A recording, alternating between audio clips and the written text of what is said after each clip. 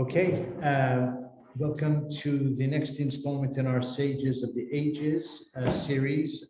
We have looked at the lives and the legacies of Kli Yakar or HaChaim. Last week we did the Vilna Gaon, and tonight we have a fascinating and colorful personality in the form of the great rabbinic genius and creative scholar known as Malbim. His name was Rabbi Meir Leib ben Yechiel Michel, and the acronym is Malbim, and he quickly became known as Malbim, so much so that when you look him up by his actual name, well, most sources don't even give you his actual surname, which was Weiser, W-E-I-S-E-R. There may be some confusion also because he was orphaned at a young age, and his mother remarried, and he was raised by a stepfather. And let's consider the information you have in front of you. We use that as a guide for our analysis of his life. So he was born in Woloszczysk in Volhynia, which at the time was Poland.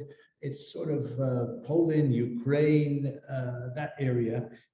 He was born in 1809, and as I mentioned, he was orphaned at a young age.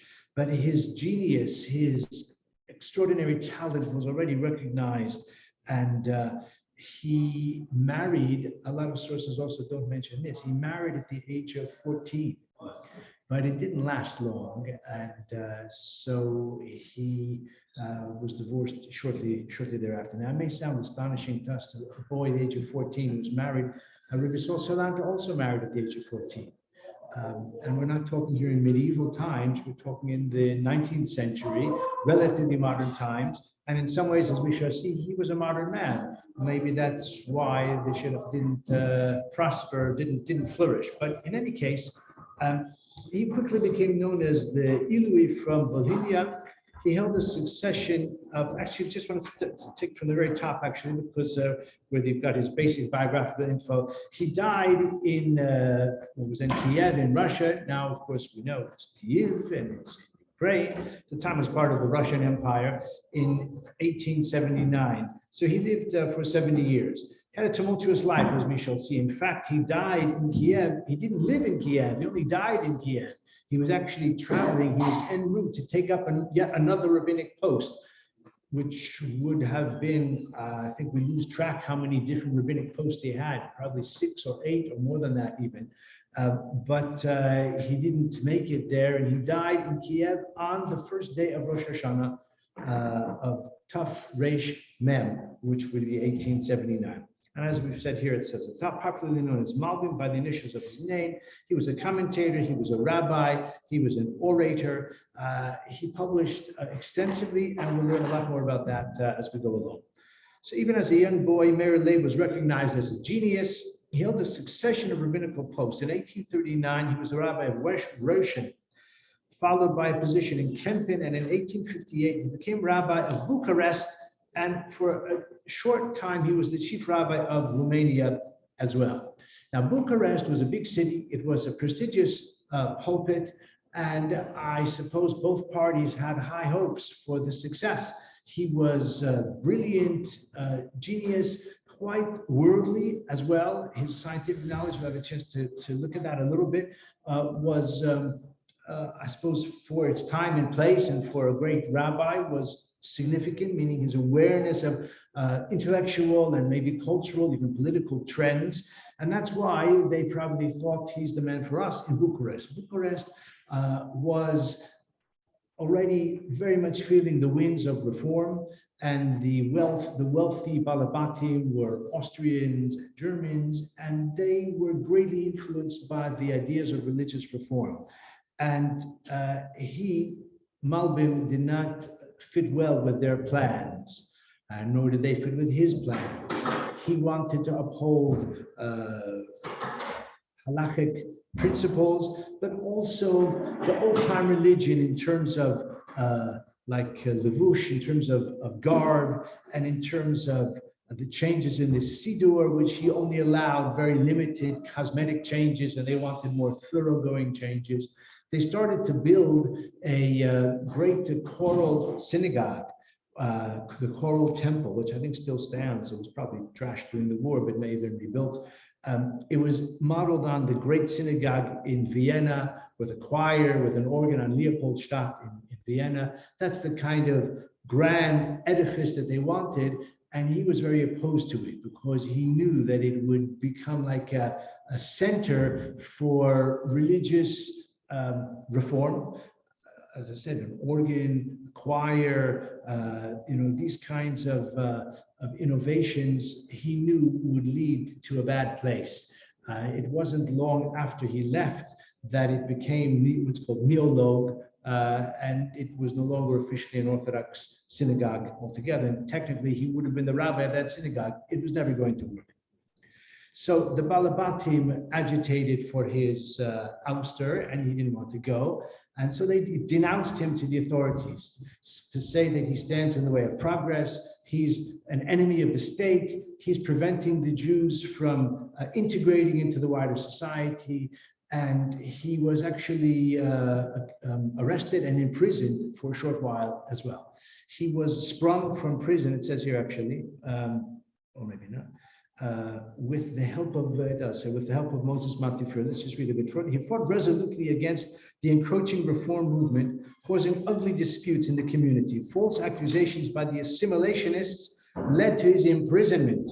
He was freed as a result of the intervention of Sir Moses Montefiore. So our Victorian Jewish hero, Moses Montefiore, in London or maybe in Ramsgate, was shaking things up even in Bucharest. His influence, his prestige, his connections with the Queen and with the diplomatic circles had enabled him to influence the authorities to allow him to be released. I just want to mention, because he's my friend for the year, we have a new parish every year that I study, and that is Ksaba Kabbalah. So his name was Rabbi Yaakov Tzvi Mecklenburg, and he was the Rav in Königsberg until his death in 1865. And he also was active in springing Malbim from prison. I'm being a bit colloquial, persuading the authorities that he's a rabbi of highest stature, respected, throughout Europe for his erudition, also for his piety and for his character, which is beyond reproach. And ultimately, he was able to get out of prison. But again, the Balabatim were determined to make his life a misery, and so he left. But he went, interestingly, to Constantinople to try to clear his name, because Romania was under the authority of the Ottoman Empire at that time. So he went to Constantinople to sort of appeal to clear his name, which he was not successful at. Then he went to Paris to try to get help from the consistoire, and they weren't interested in helping him. They probably had more sympathy for the assimilationists than they had for the rabbi with the long beard. So he got no joy in Paris either. So it was a rather unfortunate and a mutually unhappy time in his life. But unfortunately, his rabbinic pulpits often ended in acrimony and mutual disillusionment. It seems that he was probably lacking in some of the human touch. He was a brilliant intellect, a brilliant scholar, and he's praised by other rabbis, we'll see shortly, for his piety, for his devotion. Also, he cared for the poor and for the disadvantaged. I read in my research some stories, I'm not sure how credible they are, about his care for the poor, and a woman who was a widow, and he helped her, and he encouraged her, and he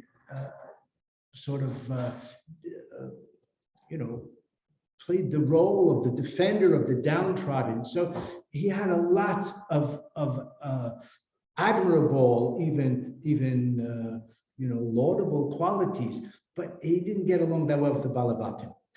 Even some of the religious functionaries like the Chazan or the Shochet or other Rabbanim in Bucharest, he didn't get along with them either. Probably they were more inclined to find a compromise position that kept them happy, the Balabatim happy, the reformers happy, and Malbim wasn't prepared to stand for that, and so he didn't necessarily get on that well with them either.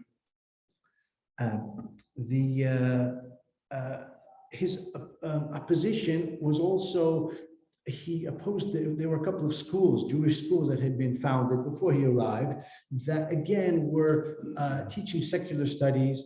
Now, today for us in the 21st century in London, certainly in Hendon, maybe Stamford Hill has a different view, the idea of teaching secular studies together with the Jewish education for children is not controversial, and it's not remarkable, and different schools have different curricula, but the principle of some basic secular studies or even more advanced secular studies is something which we view with, I would say, looking around, I think I can speak for all of us, with a lot of sympathy. But this is now, and that was then, and it had in those days a very strong assimilationist connotation. The government wanted to dictate the curriculum, wanted to oversee the curriculum, and there was a great fear that it would lead ultimately to the attenuation of the Torah education altogether. And the truth is, that's exactly what happened. So he was opposed to secular studies, although, as I mentioned, he himself, I don't know if he had a secular education per se, but he was aware of scientific trends. And as I mentioned, we'll see an example of that. He went from one post to another. It says here, persecuted by the assimilationists. He wandered around accepting rabbinical posts in Lundschitz, Cherson, Mahilav, and Königsberg, and elsewhere as well. Wherever he went, he stirred things up, and he didn't last very long. I even saw a remez that his family life was not so sason v'simcha either. Besides the first marriage that did not flourish, he was married since he had children, but I haven't found any evidence of what they accomplished or who they were, and I suppose they didn't give him all that much nachas. He, as a young man, however, his brilliance was already apparent. He's known to all of us, and we'll see some examples of that, I'll pass it around shortly, for his commentary on the Torah, and maybe even more notable on the Nevi'im and the Ksuvim. Torah commentaries, there are innumerable perushim, kulam ahovim, kulam berurim, they're all wonderful, and many, many are renowned and reprinted again and again.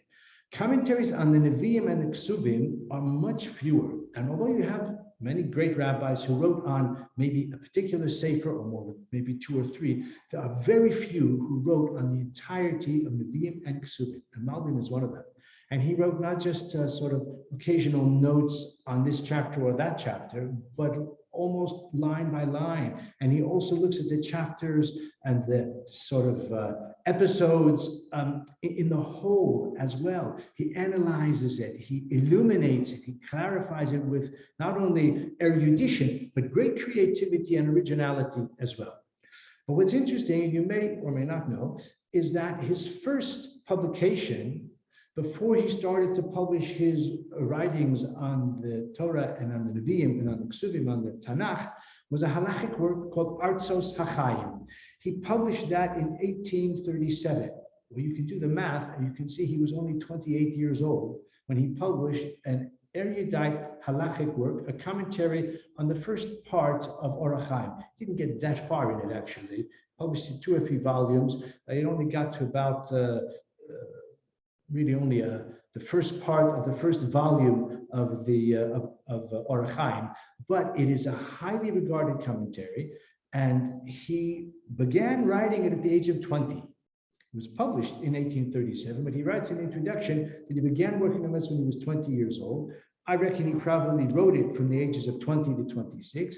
And then, in order to get it published, he traveled to Preshborg and elsewhere to meet with distinguished rabbanim to get their haskama, their approbation. Nowadays, you can do it by email, and you can get it back within a lucky short period of time. But then it was a journey of maybe days or weeks with great expense, and he had to go and introduce himself as a young man. You can imagine the Chassam Sofer was a busy person, but he wanted his haskama. And I'll read you a few lines from what the Chassam Sofer wrote about him. He was very impressed with him. He said that a certain great man came to our town, and I reckon this was probably written in around 1835, let's say. This Haskama Chassam Sofer was at the end of his life. He was at the peak of his greatness. And he says, a distinguished scholar who was at that time, like we said, 27, 26 years old, came to our town, and Muflad B'Torah B'Charifus B'Kius, and I sat and I talked to him at length about his book, and I must have quizzed him, and interviewed him, and he says, that he's, his writings are compelling, and hineni min hamashkimim hamaskimim. He said, I want to get up early and I want to give a haskama. It's a little pun. Min hamashkimim v'hamaskimim al hadfasa sifra. I would like to give my full approbation and support to the publication of his book. Because what he's written is built on the foundations of seichel, lucid understanding. Torah, and they're close to the truth of the Torah. Not just a speculative and very almost imaginative halachic analysis, which is not based on the text and possibly wanders off in different kinds of directions. So the Chassam Sofer lauds him. But I want to tell you something else, that the book, besides having a haskama from the Chassam Sofer and others, is also quoted in the Mishnah Berurah.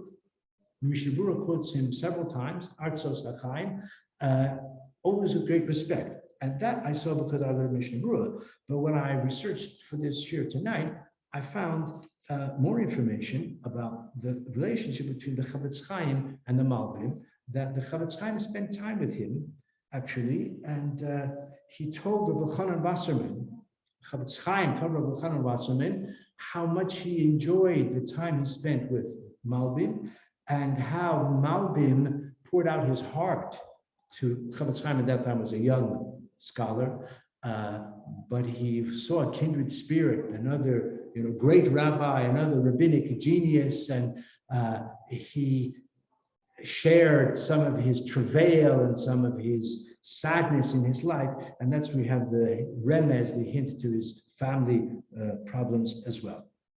So this commentary, Artzos HaChaim, which was published when he was 28, was the first book, and as I said, was highly, highly praised by his contemporaries and those who came after him as well. As I said, to be cited approvingly in the Mishnah Berurah is something which that itself attests to his status as a halachist, even though his great renown and legacy certainly is in his Torah commentaries. Just a little quip, it could even be true. There are many stories. I was going to tell you another one, but this one is probably closer to being true, so I'll tell you this one.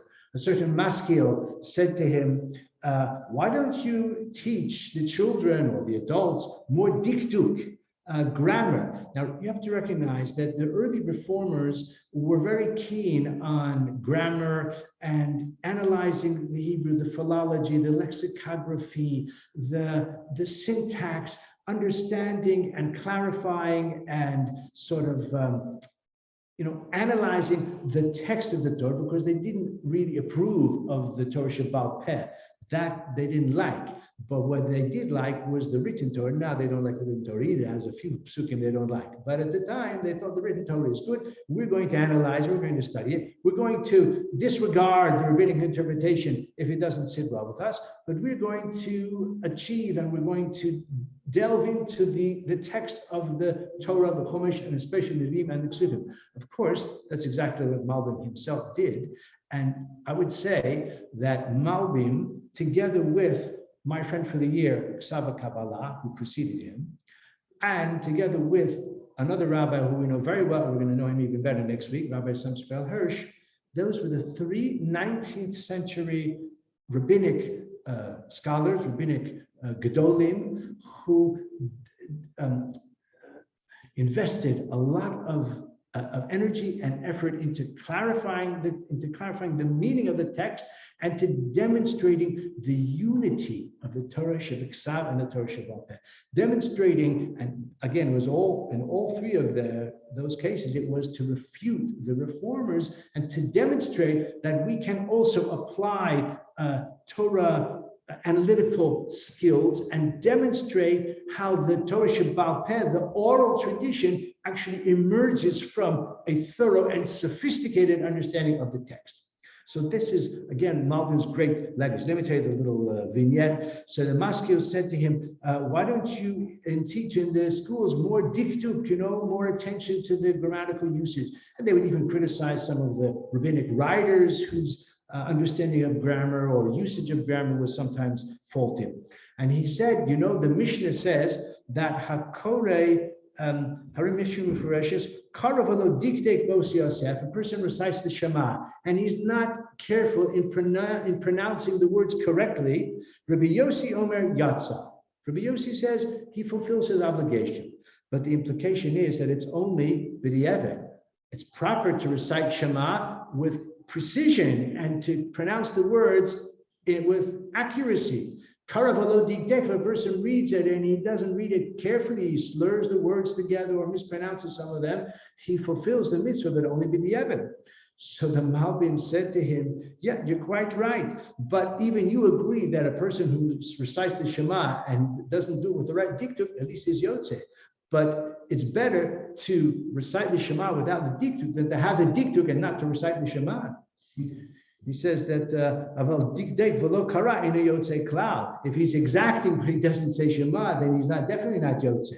Basically, what he was implying is that your education, you might teach the children or even your older people how to read and pronounce the words correctly. But if they don't say Shema at all, then they're definitely not yotze. I'd be interested to hear more, maybe another time, about the subject that we sort of touched on very briefly just now, that Chazal are actually built in the words of possible. Ibn Ezra on the word says it's not the context of the psukim does not suggest that it's a mitzvah to hold on to an Evikanani, because it's talking to someone who's saying, who should I have as a slave? I can't have an Evikanani for very long. I've got to go at 6 years. Yeah. One more year goes and it becomes a good day to out there. So then in that case you can then take the nations around you, but it's not ultimately, but you can keep them, your children. There's no mitzvah of sheish, that's what it's saying, no mitzvah of bringing this. And yet the Chazal tell us it's a mitzvah, and Ibn Ezra says that's not possible to shout in the pasuk, but what can we do? That's what Chazal told us.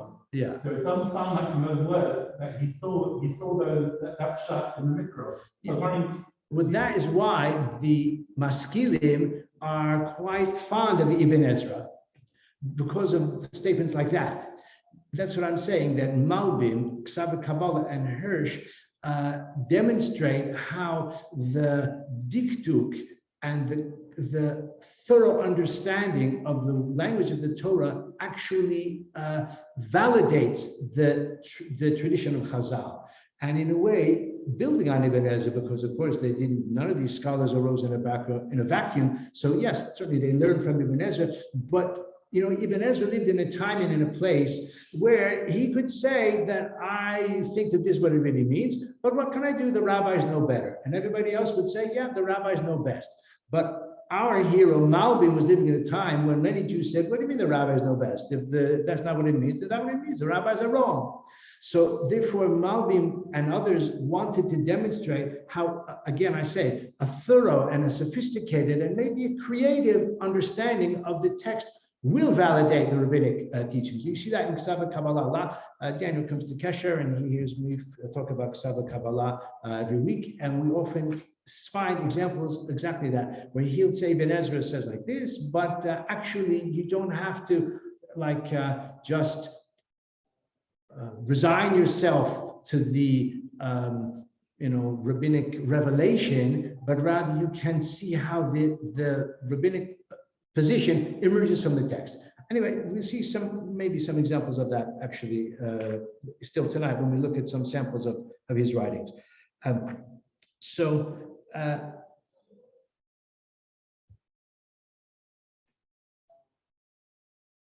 His literary output was of an extraordinary level and an extraordinary sort of quality when you consider the life that he had, going from place to place, embattled, embittered, despite personal distress, displacement. I think when I consider what the Malbim accomplished and his legacy, his literary legacy, under circumstances that were so unfavorable, it brings to my mind Abarbanel, who also, as you know, was expelled from Spain. We spoke about him here at the Ner Yisrael on a previous series.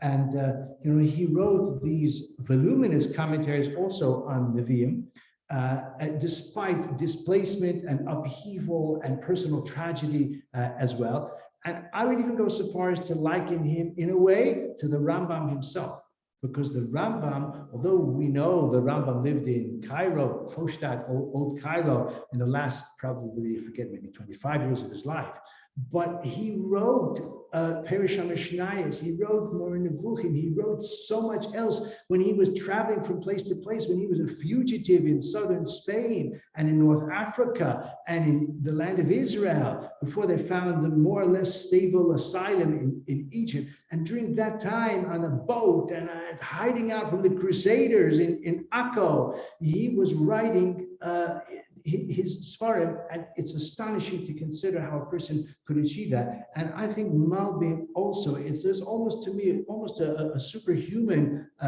ability to rise above the travail and the displacement and the insecurity that he must have felt as a result of his many and generally unsuccessful rabbinic positions. I think I'll just pass this around now.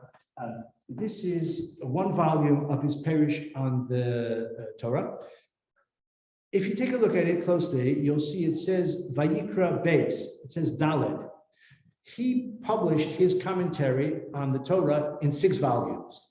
And I told you the Maskilim didn't like him, and I told you why, because he was too frum for them. The Hasidim didn't like him either. Look, they got over it after a while. They did get over it. But at first, they didn't like him too much either. He was too modern, too analytical. Like I said, the attention to the language, the philology, the lexicography, the dikduk, the syntax, the Hasidim don't go in for that. And, his references to science and that sort of thing.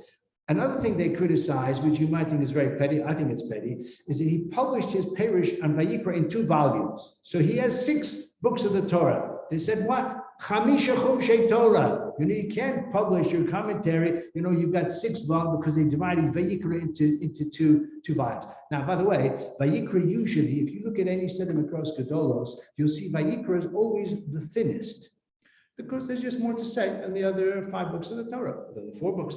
His Vayikra is the longest, because even though it's quite technical, all those karbanos, but he analyzes them with great precision. And so this is, you can take a look, of course, we're up to Vayikra now, the latter part of Vayikra in the Torah reading to the Israel, they're reading the Bamidbar. And here's a volume of his Perish on Divrei Hayamim. Divrei Hayamim is the last of the books of the Tanakh in the 24 books, the way they are arranged according to the Talmud. Divrei Hayamim Chronicles is the last of them. Chronicles is possibly the least studied of all the books of the Tanakh. And Malbim not only studied it, but he wrote a Perish on it as well. An extensive Perish, as I said, he wrote a Perish on the entirety of Torah, Nevi'im, and Kesuvim. And it's often published, his Perish is often published together with the Mikros Gedolos. And that's what I have here. And so I'll just pass this around. You can see at the bottom, his Perish is called Yemei Kedem. That's the Malbim, is called Yemei Kedem. There are other Perish in there as well, which you can see there's a Vilna Gaon as well. But his Perish is called Yemei Kedem. Why didn't he continue with his Halakha series? I'm not sure. I suspect that he felt there is a more urgent need for a Perish on the Nevi'im, on Tanakh. Urgent need in the sense that that's the battleground. It may seem strange. People were probably to a greater extent keeping halacha, but to a lesser extent, accepting the validity, or maybe I'll put it differently. Those who wanted to keep halacha were keeping halacha. Those who didn't want to keep halacha were going on the offensive and undermining the status of the Torah itself. And those in the middle were saying, well, is it the old rabbis who are right or the new thinkers, the young Turks? Maybe they're more persuasive. So Malbim, I think, realized he needs to take up the cudgels on behalf of the Torah. It could also be a bit of practicality. Possibly his Artzos Achaim, which is very erudite, wasn't selling that well. His first perush on the first volume that he published on his perush on Tanakh is one of his most famous, one of his greatest, and that is Esther. He published his commentary on Esther as a standalone volume in 1845. That was the first of his commentaries on Tanakh, and I think it probably was a big hit, and that must have convinced him, this is for me.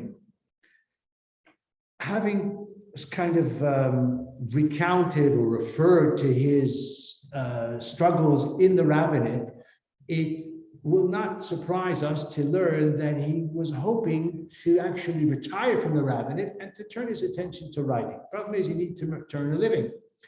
So he had married a woman who was the daughter of a distinguished rabbi called Auerbach, Rabbi Chaim Auerbach. This Chaim Auerbach possibly was a bit wealthy also, because eventually, in the fullness of time, he passed away, and the Malbim assumed his position, succeeded him. But because he had a Yerusha, Malbim thought, this is a chance for me to retire. I'm going to focus on my writings, and my wife will go into business. So they bought a wine business in the town, and kosher wine, together with a partnership with a local man. Anyway, it seems that this partner was crooked, and he impoverished the business, stole the money, bankrupted the company, and that was the end of his foray into the business world.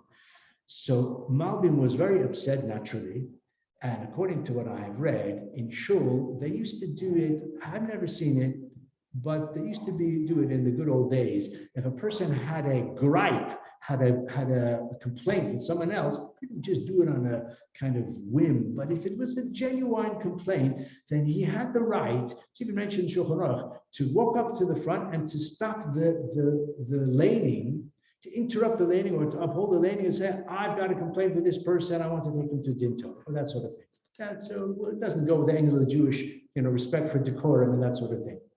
Anyway, that's what he did. He was a Rav Zain's there. So he said, this particular person, he is corrupt, and he's responsible for stealing all the money from the business, and he's forced me to go back to the rabbinate, and I'm not mochel him. I don't forgive him the fact that he's forced me back into the rabbinate to earn a living, and I am certain he's going to have a bitter end.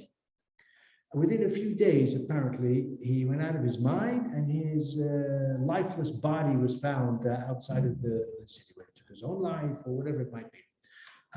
So the Malbim, after that, they had the Balabatim had a bit more respect for him, and maybe that's why the Hasidim decided they liked him as well, actually, because I've got another little story here that some Hasidim were initially suspicious of the modern style of his writings and his attitude to Hasidus, despite the fact that in his younger years he had been a disciple of the great Kabbalist Reb Tzvi Zidichover.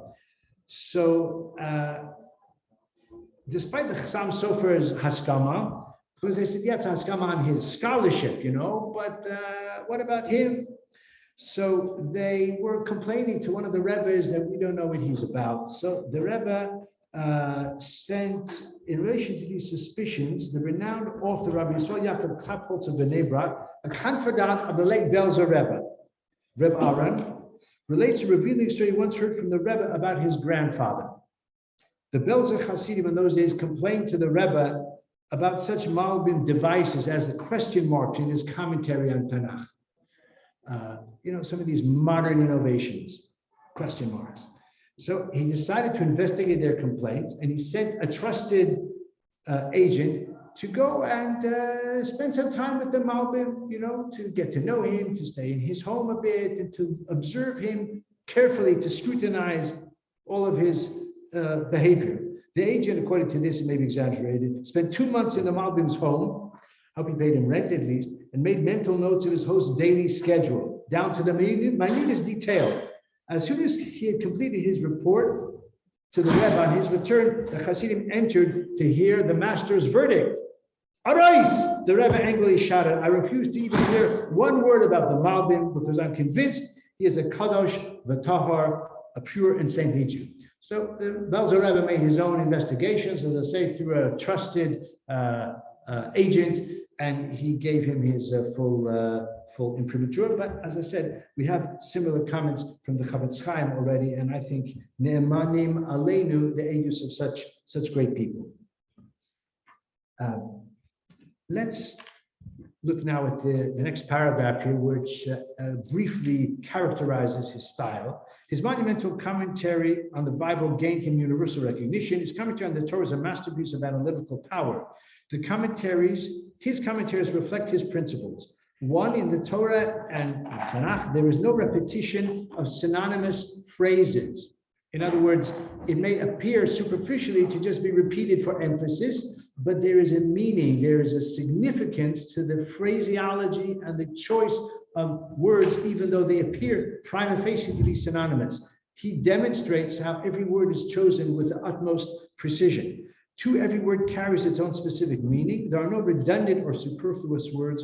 All metaphors are imbued with profound meaning and wisdom. So again, he's not saying that every word should be taken at face value or taken literally. Yes, there is exaggeration and there is, metaphorical language, but the metaphors are chosen, again, not just with care, but with profound meaning and wisdom. And then number 5, which maybe is the most important, the written and oral law are one inseparable expression of God's will. His original and profound insights make his commentary an immortal work. And we're now 150 years, nearly 40 plus years after his passing, and his writings, I don't know about Artzos Achayim, but his commentaries on Tanakh are not only are they in print, but they have been incorporated into the classic printing of Nach, like what David is looking at right now that we're passing by. Yeah. You saying the Bible, you're referring to Tanakh specifically, you've got very long, Hashem, very long, it's obviously a repetition. Right? Yes. You've got a whole list of them. Yeah, it's true that there are a lot of stylistic repetitions, but even there, I think he will show what is the purpose of the repetition. It's not just for the rhythm of the music or something like that, and why it's repeated in one exact instance and maybe not repeated in another instance. That's why his commentaries are kind of extensive. Daniel was saying to me, he's been learning Malbim. Sometimes he goes on and on a bit because, and I have to say, we know about the 13 principles of Rabbi Yishmael, 13 ways of hermeneutic techniques. But there's another list of, for Midrash ones. He claims there are 613 techniques for interpreting the Torah. And in his introduction to Vayikra, he goes through them. Now there are 365 of one type and 248 of the other, basically corresponding to Taryag mitzvahs. So sometimes he's got, ideas which incredulity a little bit. Like you say, Lo Lanu Hashem Lo Lanu, it's a biblical style, it's a poetic style, and maybe there may be a musical rhythm that the poet David HaMelech is trying to achieve. That may be all there is to it, but he's determined to demonstrate the more profound meaning that underlies it. We just throw in a very, very quick idea. Hayaf nomer, the rest of the passage says, can a nomer change? Yes, yeah. So the word nomer also means a mirror, so it also means I see, that's what a nomer is to cheer. Yes. Yeah, very good, very good. Okay, let's take a look at a couple of examples that you have in front of you. So here we have the comment of Malbim to a very well-known pasuk, but a pasuk which has a problem, and Rashi and none of the Farshim acknowledge again, perhaps problem is not the right word, but there's something that requires filling in the blank. Let me show you what I mean. Cain spoke to his brother Abel. Vayomer Cain el Hevel Achiv. Vahibi Osam Basadeh V'Yakam Cain al Hevel V'Yahargehu. What did Cain say to Hevel? The Torah doesn't say. It just says Vayomer Cain el Hevel Achiv. Vahibi Osam Basadeh, and it doesn't say what he told him. So at the very superficial level, you could say they had a conversation. Okay, but why is the Torah telling us that? So the Mepharshim explain, Malbim has his approach as well, brilliant approach. What did Cain actually say to Hevel, and why did he kill him? Because the pasuk next says, when Hevel was in the field, when they were in the field together, Cain rose up to Hevel and he killed him. Now we know why he was a bit put out, because when they had each brought sacrifices, so Cain brought from the field and Hevel brought from the flock, and Hashem turned or accepted or somehow endorsed the offering of Hevel and not the offering of Cain. So Cain was put out. But the Torah doesn't tell us more than that. It doesn't explain why or how or the sequence of events that led to him killing Hevel. Look at what Malbim tells us. What did Cain actually say to Hevel, and why did he kill him? What had he done to him? We don't find that Hevel did anything to Cain. Cain did not understand what God had told him. He did not understand that the external outward man made up of flesh, sinews, and bones is not the essential man, but only the animal in human form. That the true essence of man is his internal intellectual aspect that is concealed, yet guides and controls him. Cain did not understand that. Maybe Hevel also didn't understand. He thought that the physical body represents the totality of man. So when Hashem spoke to Cain about sin crouching at the gate and it's going to overcome you, and you can overcome it if you are worthy and if you are determined. So we understand that Hashem was talking to Cain about the Yetzer Hara. Don't be angry because Hevel's offering was accepted and yours was not. Recognize that maybe you can learn something from him or talk to him about it. He didn't understand any of that. So take a look. He thought that the physical body represents the totality of man. Therefore, he did not know whom God meant when he said there was sin crouching at the door, wanting to cause him to transgress, but whom he can dominate. Cain didn't know what God, so to speak, was talking about. He did not know who was meant by this sin. And since only he and Hevel were present then, he thought that God meant it was Hevel who wanted to seduce him into sin, and that he, Cain, could overcome him. So it was Cain's misunderstanding of what Hashem told him that led him to assume or conclude that Hevel is the one who is his nemesis, and not only that, but Hevel is the one who's going to lead him to sin, and that he, Cain, if he's worthy and if he's strong, can overcome him. This is meant by Cain spoke to his brother Hevel. He said to himself that God had meant Hevel. So Vayomer Cain el Hevel achiv. Vayomer Cain said to himself, El Hevel achiv. God was referring to my brother Hevel. He is my nemesis. He is the one who's trying to do me in. Accordingly, he rose up against his brother Hevel and killed him, because Hashem had told him, that if you are good, then you can overcome him. Latatim shalbo. So he rose up against his brother and killed him. In keeping with God had told him, you can dominate him. Quite creative, quite imaginative, quite, I think, at least for me, it's different than the way I've otherwise approached this passage. Some very similar view. He said to Hashem, Al. When he says El, he means Al. Yes. Al, and that's why I'm upset, because of the fact that the Hevel's problem was accepted and mine wasn't. So he's saying Al rather than El. Yeah, we do find that sometimes, that that those words are either interchangeable, or we find, like Ksav Kabbalah shows how certain words, which generally have a well-known meaning, but there are instances where it can have another meaning as well, and he proves that, and he suggests that maybe in this particular instance it has the other meaning, and that sheds new light on it. So yeah, we do find that sometimes. The next comment reflects his scientific awareness, let's say. Lot looked up and saw that the entire Jordan plain had plenty of water. This was before God destroyed Sodom and Gomorrah. It was like God's own garden, like the land of Egypt, as one comes to Tzala. Now, this is speaking about when Lot and Avram are both wealthy on the return from Egypt. Paro has enriched both of them. And as a result, their quarrels began between the shepherds of one, the shepherds of the other. And Avram proposed to Lot, let's go our separate ways so that we don't encroach on one another's territory. There's plenty of space for everyone.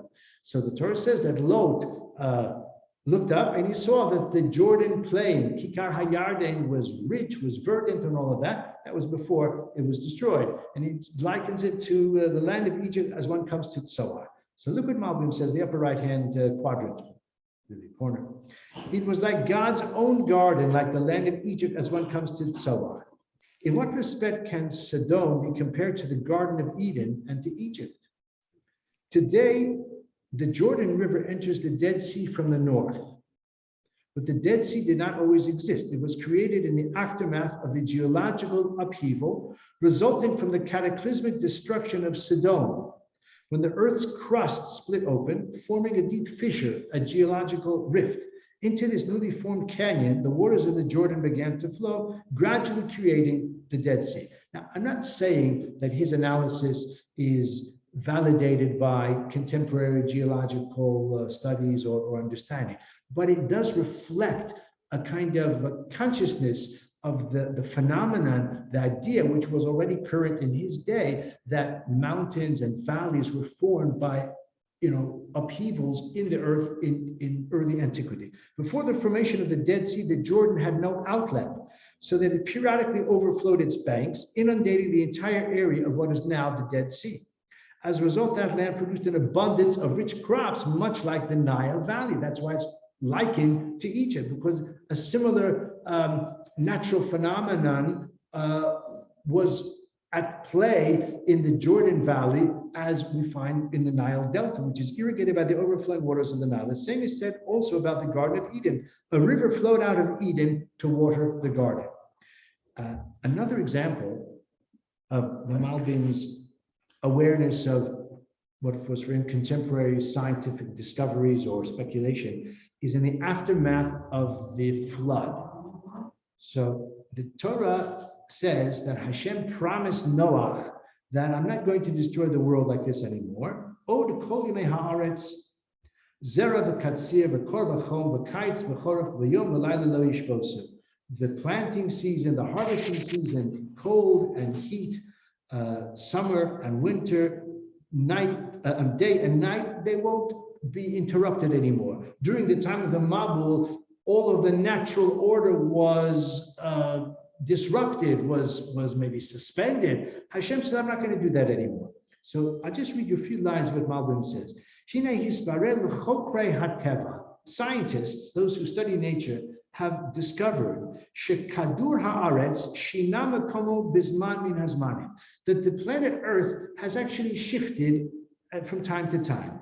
Ba'asher hachofrim, listen to this, b'ma'amakei ha'adama, those who dig down into the depths of the earth, ba'artzot hakarot, in cold climates, matzu amok amok ba'adama, they found deep in the earth, atsamot pilim v'kufim, they found bones of elephants and monkeys, v'yete beruim, and other creatures, shelo yichyu rak ba'azor hachom, that only live in a place where it's hot.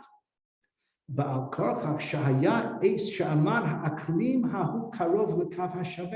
must be that in those places which are very cold now, they must have been warm at an earlier time. So he has a further analysis, very brilliant. Again, I'm not saying it's completely validated by scientific evidence, but you see an awareness, and rather than panic at the discovery of woolly mammoths, under the ice, or other kinds of discoveries, dinosaurs, etc., he sees that as a piece to the puzzle, as helping to shed light on how we can understand these verses of the Torah. What do you say? It's not that different. We said before about the Yam HaMelech, because Rashi says, after that, the Yam HaMelech spread to absorb the place where the four kings fought the five kings. So Rashi doesn't say that there wasn't a Yam HaMelech to begin with, but he does suggest that the area of the Yam HaMelech of present day is different to the one at the time. But the way I understand it, he implies that it was well watered at that time. I mean, today you visit the Dead Sea or anything around there, I mean, it's bone dry, as we know. But there is a lot of evidence, archaeological evidence, that in earlier times it was productive and it was rich. And the truth is, not that far north of the Dead Sea, before the swamps were drained by the Chalutzim 100 years ago, it was a swamp there. And that's why the land is so productive, actually. So, but Malbim said he never visited the land of Israel, but I think he, broadly speaking, he's got a theory which I think we can respect. Let's consider another beautiful drash of a somewhat, okay, this is more, of course, as you see, it's more in the homiletics field, but I saw in one of my sources that I was consulting an example of a drash of the Malbim that he said one year about before the sounding of the shofar. Pam kodem tkias shofar, before the mitzvah shofar, Rosh Hashanah, so the Malbim presented the following drush. He says, Avram Avinu said before Hashem, who was planning to destroy Sodom, Chalila lacha, heaven forfend, me'asos kadavar hazeh, to do such a thing. It's sacrilege for you to do such a thing. Lahamis tzadik im rasha, to bring about the death of the righteous with the wicked. V'hayat tzadik karasha, so that the tzaddik and the rasha should have the same fate. Chalila lacha, it's sacrilege for you. Hashavei kol haaretz lo yaseh mishpat. Will the judge of all the world not act justly? Very stirring, eternal pasuk that echoes in our ears. So he says, Malbim says, it seems as if there's a lot of repetition in this, argument in what Abraham said to Hashem. He says, maybe we can explain it as follows. He says this drasha must have been towards the latter part of his career. Oh, by the way, before I forget, I want to mention that he went from place to place. His renown was great, but the actual people that he was serving, they didn't get along. He was offered a position to become the chief rabbi of New York City. And he wanted to take the job. And his family apparently talked him out of it. But he was very keen on it because he thought, it's a new start, a new beginning, and I won't have all of those balabatim, these European balabatim give me misery. I'll go try my luck with the Americans. I can imagine it would have been fireworks and probably wouldn't have lasted there either, but who can say? I once heard from the late Lord Jacobowitz that around the same time that Malbim was offered the job in New York, Rabbi Shem Shofel Hirsch was offered the job in London to be chief rabbi of the British Commonwealth. And they both turned it down. He once said it's interesting to speculate, in an alternative history. What would have been in America if Malbim had gone to New York and if Hirsch had come to London? Who knows what would have been? Impossible to say, but it's interesting to speculate. Okay, so it must have been towards the latter part of his career. And he said the following. He said, over the years, I was a Rav, among other places, in 3 kilos, Linchitz, Königsberg, and Bucharest. Now, Königsberg, towards the latter part of his life, he was in Königsberg. He was in Königsberg for 4 years, and he was the Rav of the Polish Kehila in Königsberg. In that sense, he was a successor to Ksava Kabbalah, who was also in Königsberg, interestingly. He was there for 4 years, but then he left to take another position, and that's when he died along the way. But anyway, listen to this beautiful drash. He says that Tzibur is Roshei Tevos Tzadikim Beinonim V'Reshaim. Tzibur, Tzadik Beis V'Resh. Tzadikim Beinonim V'Reshaim. That's what a Tzibur is. Not here only tzaddikim, but generally speaking, in tzibur you've got different levels. Kol ir yesh ba tzibur. Every city has a tzibur, a community, and it includes these 3 categories. Ele shetivam shelosam sugi mishtaneh lefi harim. But the status or the nature or the level of those 3 categories differs according to the city. He says in Linchitz, they call it tzaddik. is a person who comes to daven every morning, sits in the base medrash for hours, Torah, tefillah, that's a tzaddik. A Benoni, he davens in the morning with a minyan, and then afterwards he goes to work, and then in the evening he comes back to the base medrash and he looks at a sefer for a little while, davens mincha and marv, then he goes home. That's a Benoni. Ve'ilu harasha, but in Lynchitz, the Rasha is the person, he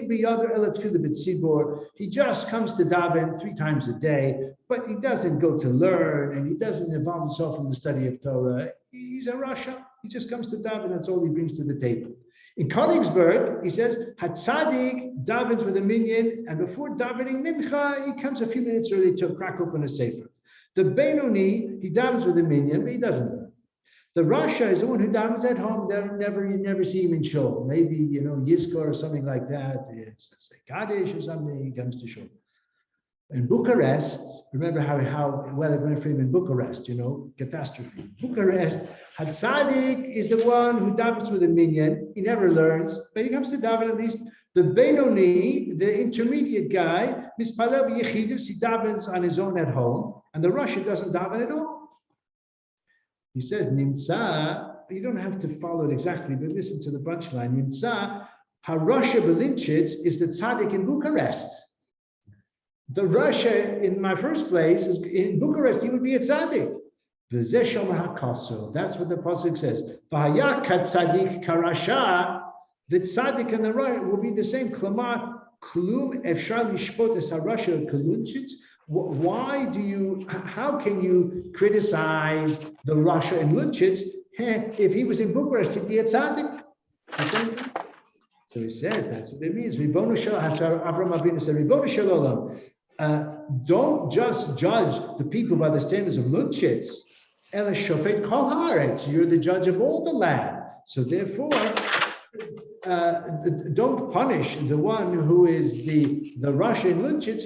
Consider if he was in Bucharest, he'd be a tzaddik. And gam tzaddik v'gam Rasha. How can a person be a tzaddik and a Rasha at the same time? It depends where he is. Depends on the standards of the place. Tzaddik Bucharest, Rasha Belinchitz. Very interesting thing. Again, it's a bit whimsical, but there is something.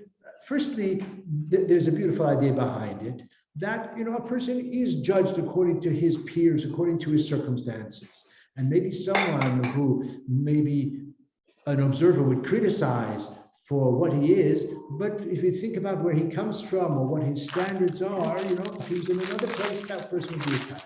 But also, it fits into the Lashon. I'm not saying it really is the Pshat in the pasuk, but it fits into the Lashon in a way of saying it's not just poetic, it's not just eloquent speech, which surely it is, but it's not only that, it also can have a meaning. Tzaddik, Hadayak, Tzaddik, Karasha. So this is the adrash of the Malbim, and perhaps we will leave that as his epitaph.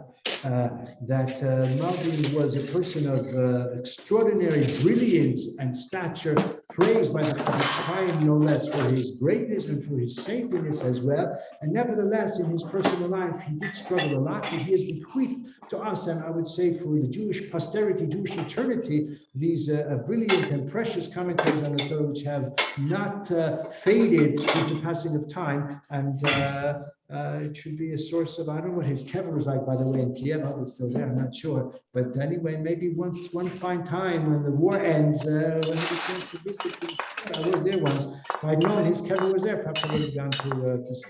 Okay, thank you very much. Next speaker of Shamshon Hirsch.